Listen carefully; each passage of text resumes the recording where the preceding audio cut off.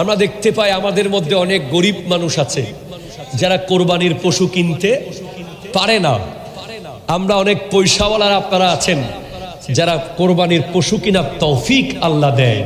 মনে রাখবেন, কোরবানির সময় আপনার যে পশু আপনি ক্রয় করবেন, এটা ওলি আল্লাহদের শিক্ষা। আল্লাহর ওলিরা কোরবানি করার সময় কেউ বুঝতে পারতো না কোরবানিটা গরুটা কিনছে কে। হইতে লাগবে না।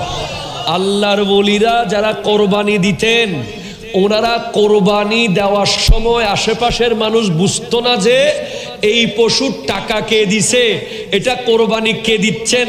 নাম মনে মনে নিয়ত থাকতো, কিন্তু গরিব দুঃখী সবাই সেখান থেকে মন ভরে খেতে পারত। এখনো আল্লাহর কোরবানি এই দরবারগুলোতে চলে।